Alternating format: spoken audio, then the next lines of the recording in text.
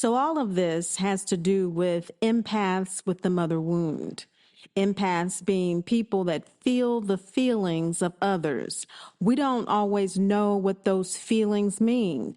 When we are in an unhealed state, we make assumptions, and those assumptions rule and destroy our lives, which is why acknowledging and healing mama drama trauma is so important.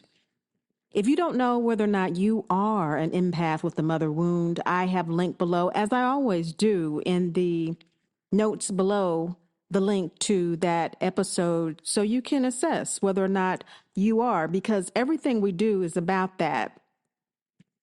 Following up with last week, the goddess unveiled, the unveiling of the source ancestral wound of mama drama trauma.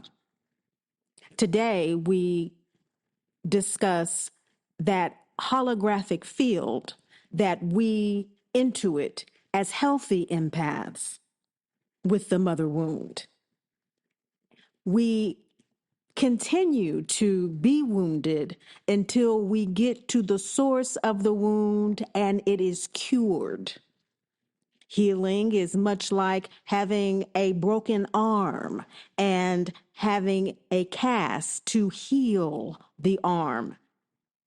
The cast is removed once the arm is healed, quote unquote, but it's never quite the same. You know, there's always something that triggers that original pain, not as bad, but it never goes away.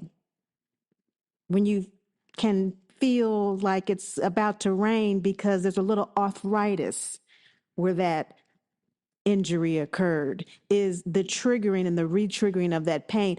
Curing it is actually having all of that alleviated. That's where we're going in this phase of Mama Drama Trauma Academy. Thank you so much for taking time for yourself, taking time for those in your life that you love. It is an epidemic, the mother wound, but particularly for us as empaths, it's very important that we are able to recognize that in the acronym of an empath, what an empath does, D, we have this depth of perception. That's unique to us. We live most of our lives assuming, presuming, and really wanting other people to have the depth of perception we have through either of our 5, 6 senses or all. You know, we want people to be able to connect with us in that way, and they simply can't. We are about 5 to 10% of the population, and they just can't, and they won't. And specifically our mothers, we are born to mothers who do not have the ability to do that, or they do very much so, are empaths as well, but are unhealed. Oh, and the acronym overstimulation. And again, the podcast goes over this as well as the in-depth description and symptoms of being an empath with a mother wound. But an empath itself has depth of perception. That O is overstimulation. We're very easily overstimulated. Too much light, too much sugar in the food, or too much salt, or too much of this, or too much that. It can easily all become too much for us. The E, emotional reactivity. We react to things emotionally. Our reaction is not a methodical, mental kind of conditioning thing, as it is, again, for most people. We feel things very deeply. We emotionally react to things. And again, unhealed, we absorb the emotions of others as if they are our own. When we do not know what it means to be an empath, we really do believe that they are our own emotions. Okay, and so that thus all the discussion about boundaries and whatnot. And why is this so important? The S, how does this relate to the Holy Mother and that holographic field? We're picking it all up. And the prophetesses, the Sibyl prophetesses, the MAMI WATA prophetesses, the MAMI Ices who endured the source of this wound were empaths. And they've experienced the mother wound through mothers who were Sibyls, who were attacked by the burgeoning of patriarchy. This is the source wound. The S, sensing subtleties. And so we sense these subtleties, don't we? We empathize with our mothers. We can feel, we know we are old souls. There is some distant memory. There's some distant understanding of this. And if we could just love each other, if we could just understand each other. Last week I was talking about, I would love to be able to share this with my mother. Even today, there's this tug, and we know that we have a higher understanding. We have a higher empathy. We have this ability, and we really want to connect it with others. And so today, we want to go deeper into that holographic field and understand how we are positioned in it, the purpose of it, and how to work with it to cure mama drama trauma. How do we work with the holographic field of the Holy Mother? Now, when we talk about the Holy Mother, we're talking about the Black African mother. This mother is the original Ma, M, the original symbol of the mother is what we're talking about. And so I mentioned millennia. It's actually epochs. And we talked about originally coming of maturity in Northern Africa. Okay, and so we have the Libyan Sibyls that comprised a modern day Libya, Morocco, part of Algeria as well, ancient Libya. And here's a little take about what we're learning about these ancient areas of the world. With each new find, the evidence grew. These were not some other species, but Homo sapiens, with hints of an earlier ancestor. But it wasn't until archaeologists were able to more accurately date the remains that the final piece of the puzzle fell into place. The archaeologists, using new and improved dating techniques, were able to give us dates for these fossils. And they tell us that these individuals lived about 300,000 years ago. And that is mind-boggling, because we thought our species was only about 200,000 years old. What these fossils tell us is that our species, Homo sapiens, is 100,000 years older than we thought. We are a third older than we realized. This fossil went from being enigmatic and basically a mystery to being one of the most important fossils in our whole field. Thousands of miles from East Africa, where we thought we began, and far older than expected, these are the earliest Homo sapiens ever found. And they have forced us to rethink other finds across Africa, which are painting an entirely new picture of our origins, suggesting that Jabal Irhoud was just one of many emerging populations, all in the process of taking shape.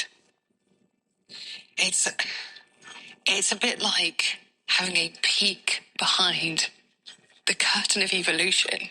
This is a stage in the journey to becoming us. These individuals lived about 300,000 years ago.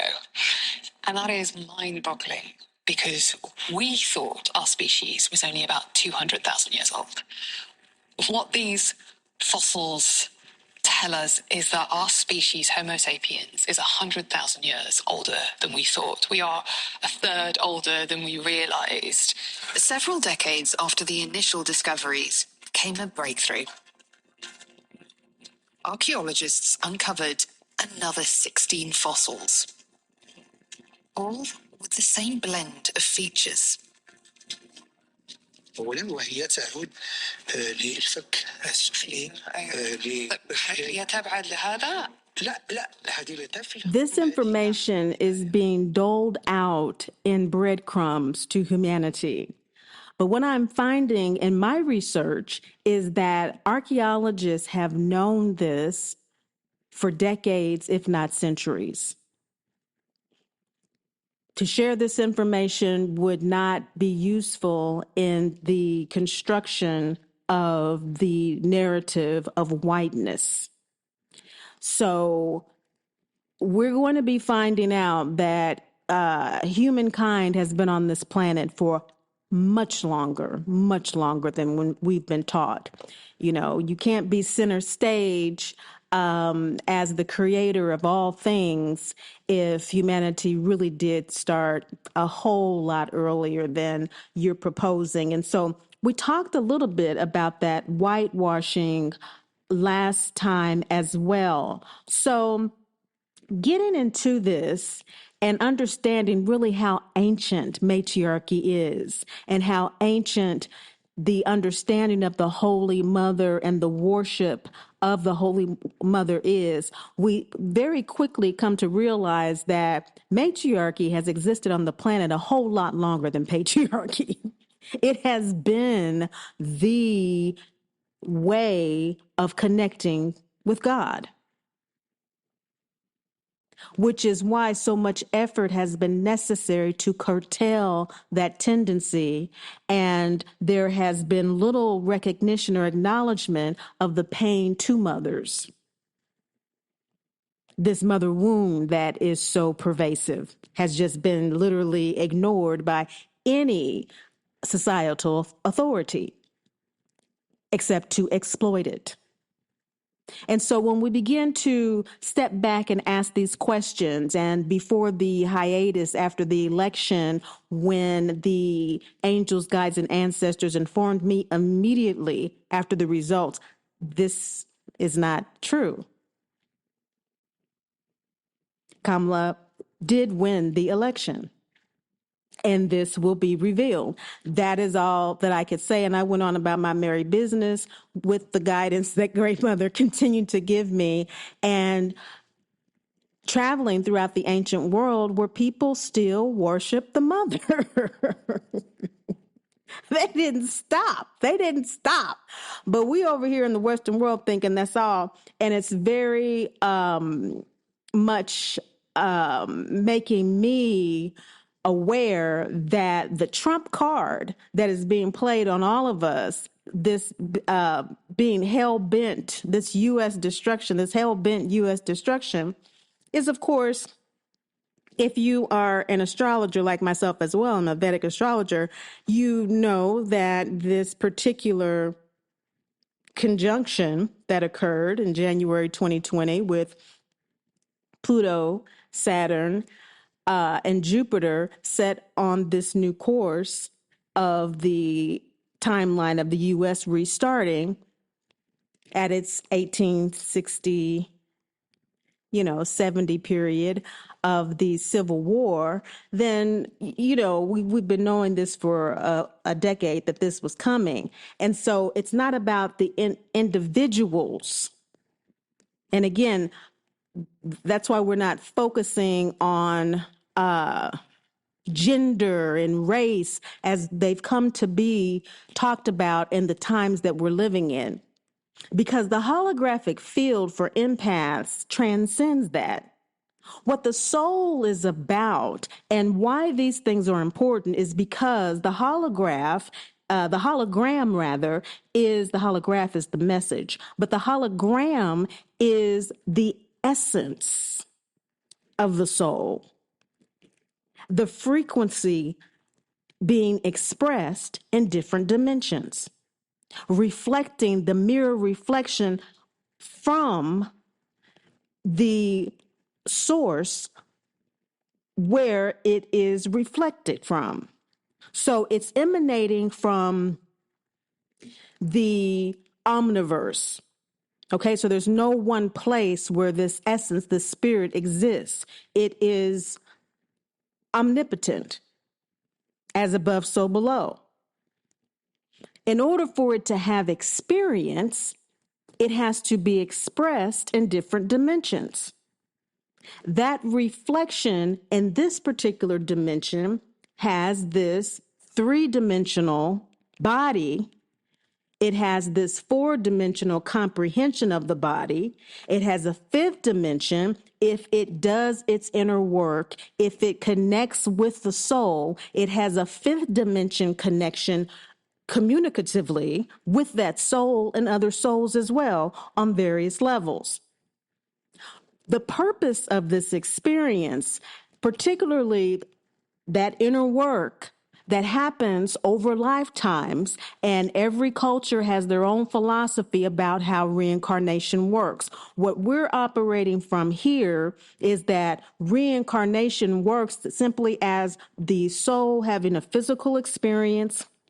It may have an experience in another dimension that is completely mental or whatever. People are getting all into outer space and whatnot. I think it's a lot of escapism, if you ask me, because this is what we're dealing with if we are emotional beings.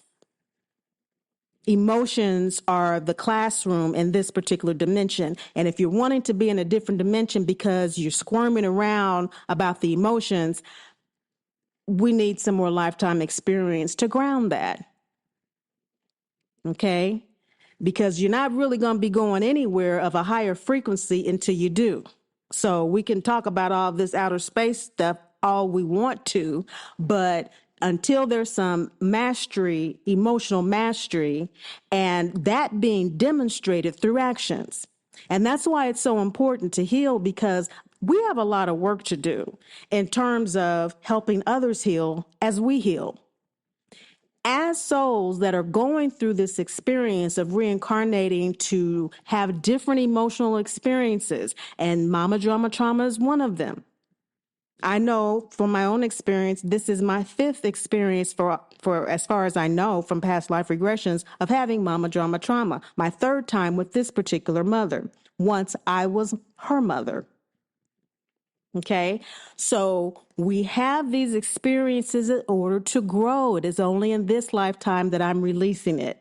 So there are three fundamental things that we really want to focus on today as far as the Holy Mother is concerned with us as empaths. Because remember, the Sibyls became Sibyls as they were kicked out of Libya, kicked out of Egypt.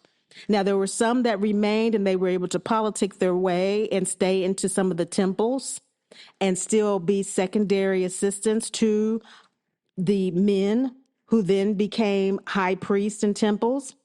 But most of us fled to what is now known as Asia Minor and what is now known as Rome, Italy, all of these areas where we built the first temples. And that's just who we were. This is part of the natural order of life on this planet. Women are the first. And according to the teachings of MAMI WATA, the first being was a woman. And so that makes sense since women give birth. And women were able to give birth without being inseminated. And so this happened for a very long time. And parthenogenesis is what it's called. And so we want to really realize how high the vibration, the frequency of this spiritual, emotional vibration was, and how aware they were of their role in this natural order to assist other beings as they were incarnating to serve the world in experiencing it as divinely as possible. You know, there being rules in terms of how life was to be lived and priorities. And these rules and priorities we find are very universal in terms of African life and I should say traditional African life and beliefs. What are the main priorities? What are the standards that one lives by, and how one judges whether or not one is living a holy life? Those things are all a part of this original life, and really what is such a longing that we have. You know, it's really a longing that we all, again, want people to understand. We want people to connect with. We want people to be at peace and all these things that we don't understand why they can't or why they don't share the same. This is coming from this experience that we've had and having to return to our own understanding that we are here to assist others in evolving in their understanding of that, as we always have throughout time. We always have assisted others, but because just as every other soul, we are here to have experiences too. And on the other end of the continuum, as an old soul, our experiences have a lot to do with limitation. You know, once you have everything and you're able to empower yourself and to understand all of these connections spiritually and with others and the community and all of this, what other experience can you have? The experiences of limitation. And so we have been limited in our power. We've been limited in our spiritual connections. And so just so we're on the same page, I want to share with you what those foundational, universal African beliefs, attitudes, just embedded ideals that are present throughout the continent. Africans are by no means monolithic. As a matter of fact, Africans have the most diverse DNA of any other group of people on the planet. Okay, it's where tribalism was established. Okay, so let's be clear. But within all of the multitude of these different ethnic groups, social structures, and the like, there's some fundamental ideas about life. And again, as I've always said, all the resources that I use are in the notes section. You can check them anytime. The following throughout time and space have been universal African ideals: emphasis on the common good, the idea that the individuals only have a right to nourish, increase, or benefit their community. What is allowed is not the issue, as we are all free to do as we wish. What is of vital importance, however, is how what is being done will affect the whole. Emphasis on the common good. Also, reverence for means to communicate with and obedience to ancestors and the gods. That is universally African, that creation is considered multidimensional, polyrhythmic, and the traditional knowledge of this reflects a perspective of ceremony that has to do with celestial spirits, ancestors, gods, as well as earthly ones, family, community, animals, rocks, flowers, herbs, everything being connected. That is a universal African tenet. All are present, reflecting the power and totality of existence, reverence for and a means to communicate, and obedience to the ancestors and the gods that are within us, reflected from without the holographic field. Differentiation between what constitutes a human being and what constitutes a person. A human being is such at birth, but personhood requires various stages of initiation. and the successful fulfillment of obligations to the community. Everybody's a human being, but you are not a person. You don't get to be an individual until there is a demonstration of initiation. What is initiation? Initiation is a ritual of separation, transformation, and integration. That's what healing mama drama trauma is about. It's a separation from the taboo of acknowledging the mother wound, acknowledging the trauma, acknowledging the drama, separation from that. Transformation of the wound into a healing, into an integrated experience, transforming the shadow of that taboo, the shadow of that shame, blame, and guilt into health, happiness, and wholeness, and integrating that through a daily practice of loving detachment. That's what we've been teaching here at the Academy, how to live in loving detachment. What is loving detachment? Accepting what is with love. And so that differentiation between human being and personhood is about that loving detachment that allows you to demonstrate through initiation throughout your life, from puberty to young adulthood to matronhood or to manhood to elder. These are things that have to be proven that you are. No revelation tradition. There's no concept of a special person or a messiah or somebody who's going to reveal some rubric of behavior or something to the entire community, and let alone the world. That's not allowed. There are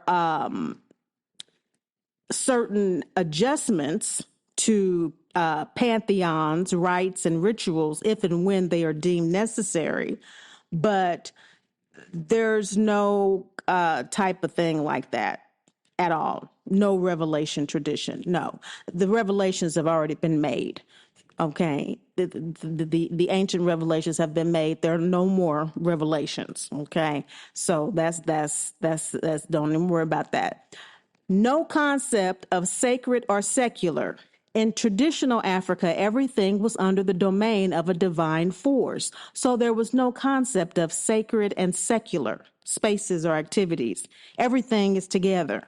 There's no, this is holy over here because it's a church, and then over here, the liquor store across the street, that's secular. No, you do have gin on the altar because the ancestors work through spirits, frequencies. Everything's connected. Okay, so there's no this compartmentalizing your being, this division of your being, which is what racism is based on. It's the breaking up of the soul. And so when we look at these values and we see how they have been turned upside down and turned us upside down, it's not difficult to ascertain what needs to happen in order to reclaim what is ours, reclaim our birthright, to be healthy. This is healthy. This is the natural order of things. To be happy that, oh my gosh, I have not been abandoned after all. Mama never left. Never left, has been here loving me the whole time, giving my soul free will to experience the limitations without her. Simple definitions of good and bad. It's very simple. Good character is based on how much a person unifies and improves their community. Real simple. Whereas bad character was based on how much a person did to cause separation and discord in their community. Now, we don't want to romanticize Africa, just as we don't want to romanticize any other thing, which is a very naive thing to do.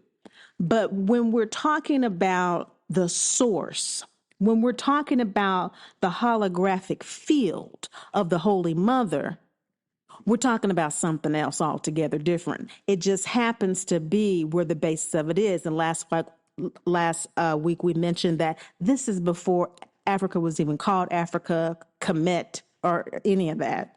Okay. This is just the language that we're using to refer to these spaces and places and timelines today, such as Morocco. There was no Morocco during the times that we're talking about. Okay. It was only Libya. So these definitions of good and bad were simple. Morality and immorality were determined as much by what a person did as to what they didn't do.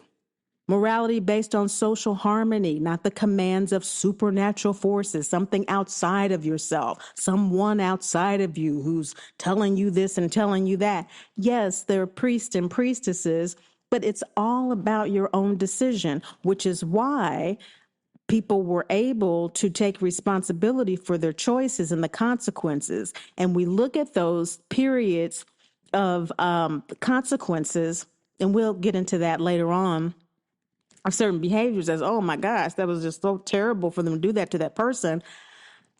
So much was symbolic then, and so much was based on this higher thinking. There wasn't so much attachment to human life. Everybody knew about reincarnation. Okay. And so just hold off on a lot of the, being triggered. And again, if we are still deeply dealing with that, I want you to know that all of the Mama Drama Trauma, MDTA, Mama Drama Trauma Academy, and the Mama Drama Trauma Healing Oracle deck are for you. Okay.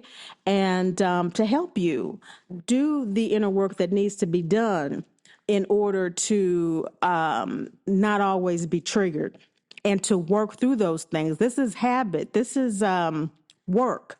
Okay, that's what we mean by inner work. That has to be done over and over and over again. And that's why I'm here to support you. Also, importance of submission to elders. Elders, okay? It was expected that people would submit to their elders and do what they were told. An elder didn't have to be older than you. They just had to know more than you did. And how did we know they knew more? Their initiations. The scarring on the body, different symbols and things like that would tell you what initiations they had been through. And there wasn't nothing easy about it. And everybody knew, once again, bodily scarring. Oh my gosh, that's so, why would they burn them? So people would know. An elder didn't have to be older than you. There was no problem with strict hierarchical structures based on knowledge, wisdom, and experience. It was knowledge, wisdom, and experience we could trust.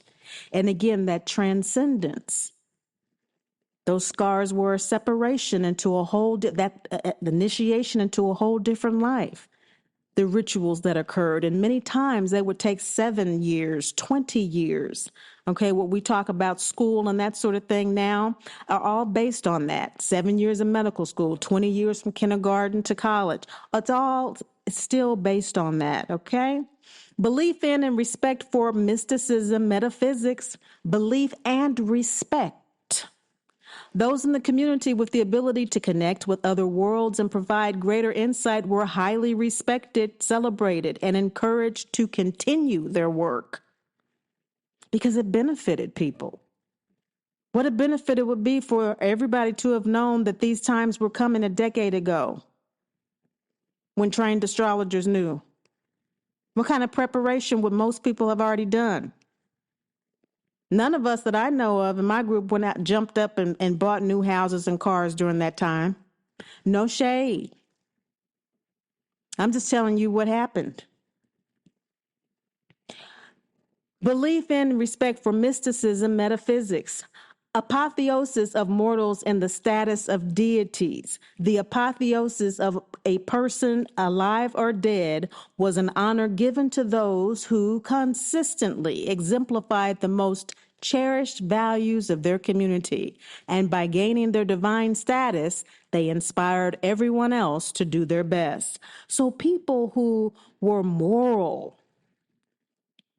were respected, and they were raised to the status of deities. So forget somebody coming proselytizing something. No need. They were moral based on the principles that everyone in the community already held high. They lived by them and adhered to them, demonstrated them, supported the community, did all these things. I could go back to the list through emphasis on the common good, reverence for means to communicate with, and obedience to the ancestors, differentiation between human being and personhood, no revelation tradition, no concept of sacred or secular. These things are what is being referred to when we talk about the Holy Mother. Because holy means whole. It means holistic. It means it all. It means the holographic message that comes through everything that lets us know as empaths what the truth is. That in this upside down world, we fight and it makes us sick. It kills us, in fact. So what is it that we are here to do, and how are we to work with this holographic field? So now that we know what it is and the values that this holographic field is based on universally, not just in the physical world, but these are fundamental values that support the soul's growth throughout all of the spirit world, throughout the cosmic world, from our material understanding. Okay? And by that, let's look at these three aspects of the soul. We've talked about the soul quite a bit as well. Let me also add to the description below, what was that? Old soul, new soul episode. Old soul, new soul. You need to check that out for a foundation on this. 3 parts. We're focused on, first of all, as a soul, and particularly as an empath, to understand our holographic messaging that we receive and how we communicate with other souls, is we have an individual purpose for being here. We're growing and we're evolving in something. And specifically for us, it's through this mama drama trauma. It is through this elder soul experience of this maternal limitation that is an awful, excruciating experience. And by transcending it through the transformation of the shame, blame, and guilt emotions, we are initiated into more clarity and fulfillment of loving detachment, accepting what is with love. This fulfillment allows us to review our lives upon the release of the physical body in contentment that we have fulfilled our soul contract. We are here to evolve in self-love and spiritual independence. That's what we're here to do with MDT. And we do that through loving detachment, accepting mama drama trauma with love. How do we do that?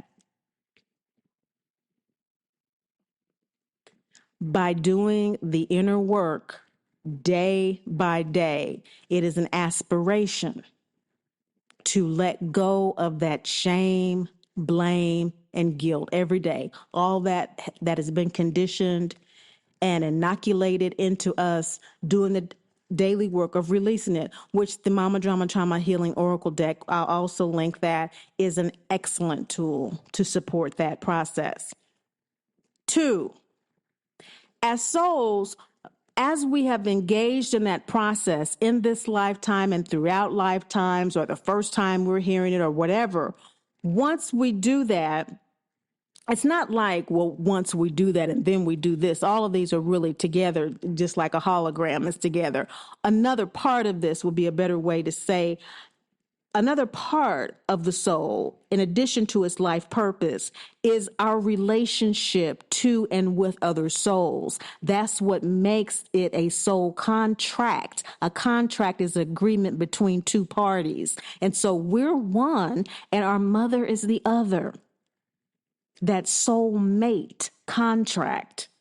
It's a mutual evolution. So that relationship with others is all about being able to connect with the soul mate, that person who is here, that soul or those souls that are here to support and to coerce us into our spiritual evolution. Now, not everybody is here to do that. And so that's why this is not, forget about it not being for everybody. It's not for most people at all.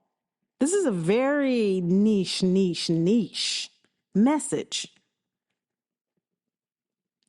If you are an empath with a mother wound, your soul is dealing with the dread of what is going to happen when I release this body. You're an old enough soul to know there is going to be a life review. You don't have to live with that dread when you understand that once you acknowledge, remember the 6 steps, those of you who have been here with us for a while, the 6 steps in aspiring to live in loving detachment. The first one is acknowledgement. The second one is S, self-inquiry, P, processing, I, integrity, R, rebirth. That's that initiation, that rebirth, and E, emancipation, that integration process.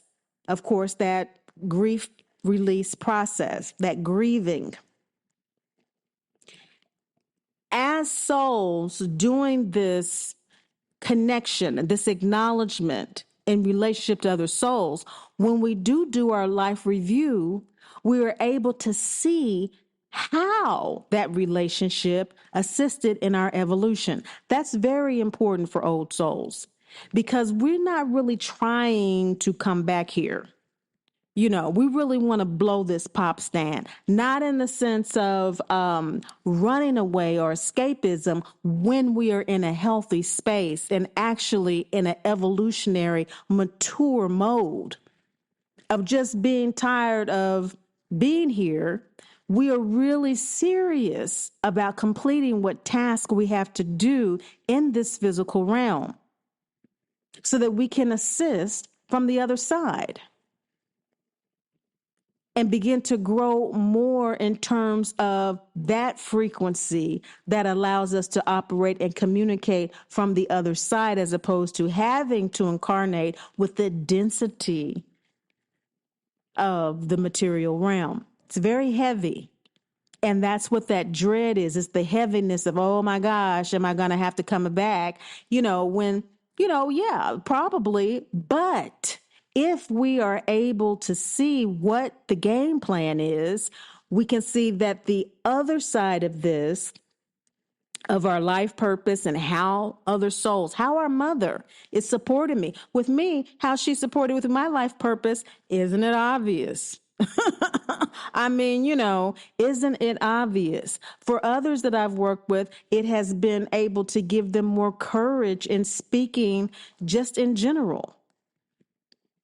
Overcoming the shame, blame, and guilt of expressing ourselves in and of itself is fulfilling a very transformative initiation into speaking the truths that we know as old souls, wherever we may be, in whatever vocation we may have. Because that third part of this holographic field that we're really concerned with in the material realm, which is 3-dimensional, essentially, is when, how, and why we support others. How do we support others? How have I supported my mother? I have supported her in honoring her decision not to be a part of my life. I'm supporting that. I'm able to, for the first time, it feels like in my soul that I'm able to accept that lack of validation from anybody. I do not receive validation for anything that I do. And so part of my life purpose is to support others in being able to go on and receive and to take what I have to give and what I'm willing to give and what I am here to give without having to feel the need to compensate or to give me anything. Now, that is unique to me. I do not advocate that as a starving artist or as a glorification of some type of pain or agony or anything like that. It is a unique circumstance and lesson for my soul. My soul is learning that validation is not necessary to do what needs to be done. That's for me. As a result, my needs are provided in other ways. Okay? These are the kinds of lessons that we learn as we grow. And we are able to support other souls in more various and sundry ways. You know, there's a dance to this. And when we talk about this kind of three-pronged understanding of the soul, and we really look at it in terms of when we release our bodies and we are able to be content about fulfilling that day-to-day life purpose of really meeting life and showing up in life the best way we know how, and doing what we can in relationship with others that we feel are priorities that support us showing up the best way we know how. We see that when we drop this body. We are able to see how we were doing that in ways that we can't see now. We are able to see how others supported us in ways that we can't see now. That grandparent that didn't act like a grandparent, that didn't love and that didn't support us, and we really were upset about that, and they seemed to be on mama's side and whatever. Like, we can see when we're on the other side that these were souls that were really supporting us in our own soul evolution. We see all of that very clearly. And it is from this understanding that our ancient ancestors lived. They lived from this understanding. It's just today we have been turned so upside down. Just a small percentage of us still have the antenna to understand this, let alone live it.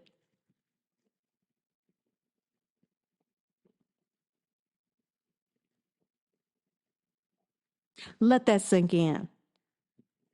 Just let that sink in. What we call empaths today is what we were as human beings.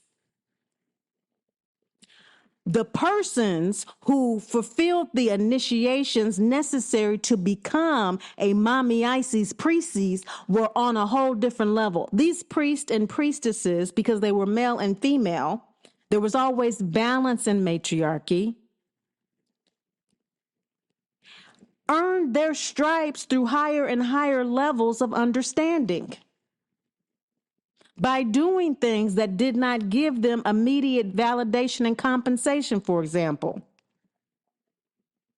There was more to life than transactions. Material transactions were perfunctory. They invented the trade routes in Northern Africa and throughout Asia Minor. Talked about the banks of Petra being MAMI Isis. And you can still see how they tried to scrub off the faces of these black women all over the world.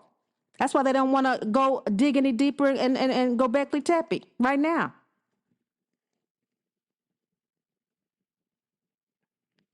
perfunctory transaction. They wanted the incense, the spices, the good succulence of life brought to them. That's what it was about. Of course, they weave the finest linens for their clothes and that sort of thing. Mama Zogbe, the author of The Sibyls and MAMI WATA, Africa's God, Goddess Unveiled, tells us that there is a difference between the chaos that is occurring now and its meaning in the world and its meaning for us. This is a period right now for preparation for the peace. This is what the Holy Mother is beaming and downloading to us right now. This is what the nervousness is about. We don't know what to do. We don't know how to do it. We're feeling some responsibility, and the dread about dying and not fulfilling that purpose is what's making us feel suicidal. But we have forgotten who we are. And that's why she is reminding us so that we can cure the ailment of the ages to prepare for the next one. The ailment of the ages to prepare for the next one. Let's see what she has to say about what that means for us. There are 3 points she makes in this about what all of this means for us as we consider the past, moving to the next stage. And listen to this within the context of your soul and what you are feeling you need to do in order to heal. This is not the road for Black women. Why? First, Black women are the only women in the world who was born free. What do I mean by that? She was not born under the yoke of patriarchy. Ancient times, matriarchal. So she was born free to begin with. This is why her spirit is so strong, her purpose so determined, as opposed to Western women who were born under the yoke of patriarchy. Later, after colonial invasions, especially once the indigenous major religions of Africa, from Kemet, Islam, ISIS, were seized and corrupt into a patriarchal doctrine, then Africa, the men included, began to adopt and spread culture of patriarchy in Africa. This is why when you go to Africa, see the women in the conditions that they are, it's no way that any logical person could conclude that this is the same social and cultural structure that built the ancient kingdoms of old. So when Black women search for their history, it is not to separate themselves from Black men or to impose themselves on Black men. Just finding your spirit and who and what you are will reveal who you are and the honor that comes with that. That's the first thing. The second thing is that men, African men, need to know this history because they too, since the beginning of time, honored the Divine Mother before it was broken away from them. They need to know this history more than Black women and understand it well. The research that has, as I was searching for our history, i.e. Black women, in Afrocentric research, I didn't find it. Most are still at the reclamation stage, meaning that we're still unearthing, and we probably always will be until the end of time, because our history is so old on the planet.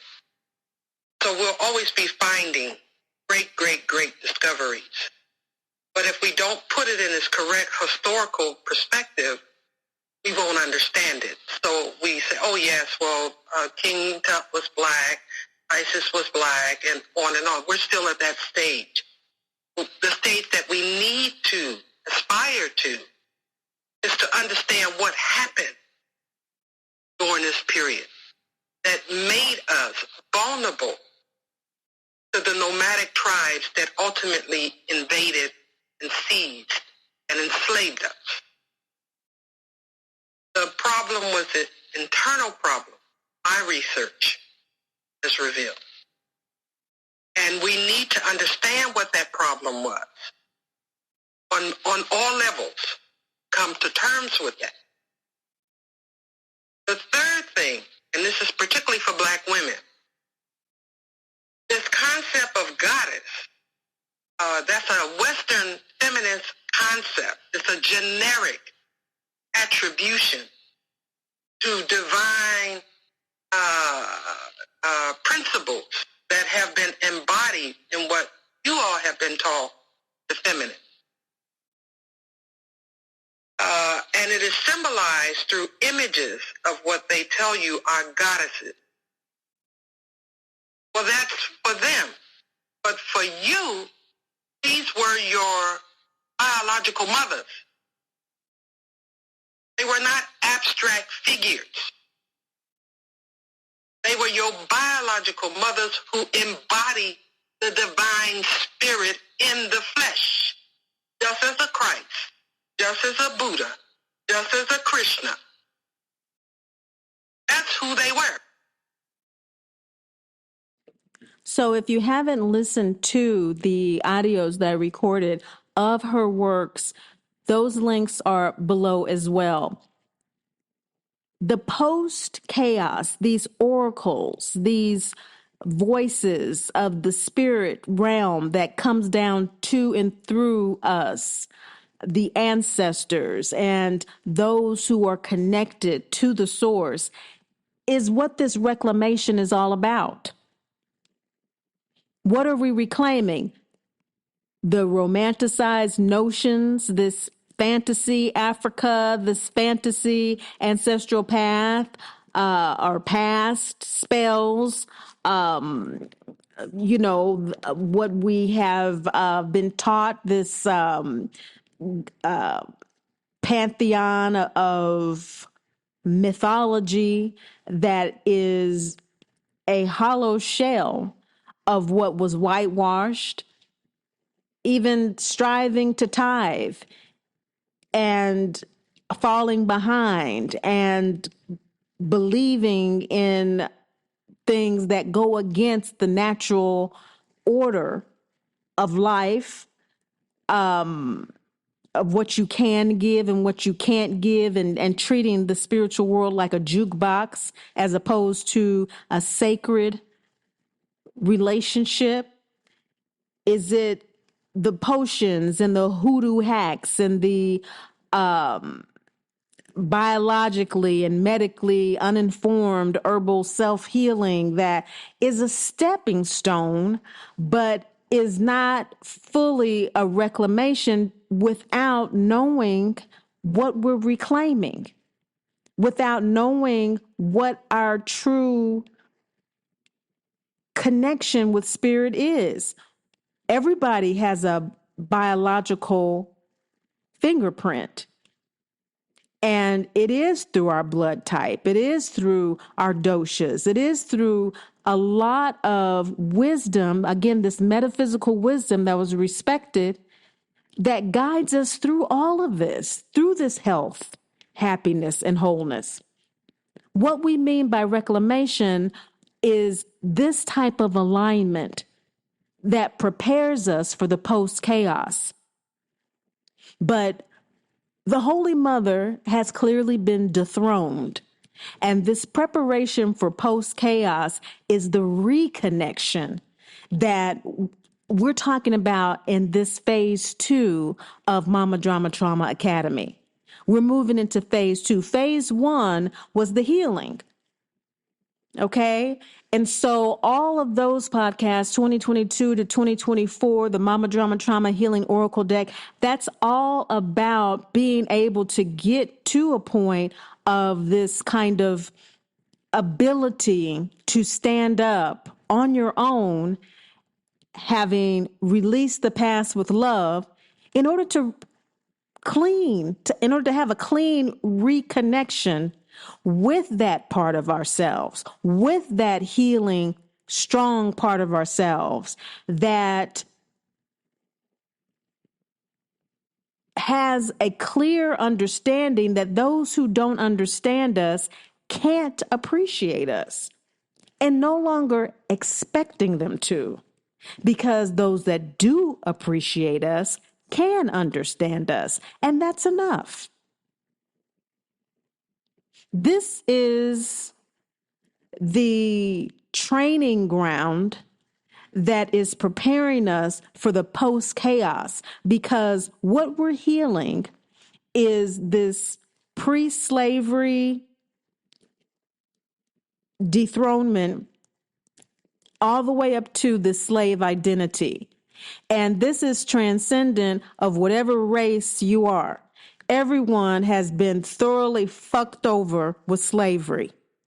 And so, excuse my French, but we as women have learned through it to be too quick to give our power away for validation from those who do not understand and do not appreciate us.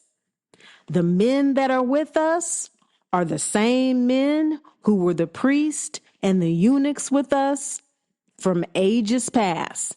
And those of us who understand we reincarnate through different genders were those as well. And so this is what we mean by old souls, okay? So this calling back our matriarchal birthright to be healthy, happy, and whole is about this reconnection through this acknowledgement of who we are in order to reclaim what is ours. It's not about retribution. It's about recompense. And so we are ready, willing, and able to accept the recompense from wherever and whomever it comes from, because we know it's coming in the post-chaos. What are we going to do with it? It's coming. It's owed us. Are we entitled to it? Absolutely. Do we have an entitled attitude? No, because that is not our value system. Our value system is already understanding that we live in and through abundance, health, happiness, and wholeness. It's just that the time has shifted, just as it shifted through our dethronement in order to experience limitation. It's shifting again for our accumulation. Will we be ready is the question. It's not about the doom and the dread. It's about the divinity and the acceptance through loving detachment of what is. I hope that has been helpful to you and that it is something that you can carry with you in your walk. I am very blessed to be able to share this with you. And above all, and most of all, remember, Great Mother loves you, and I do too.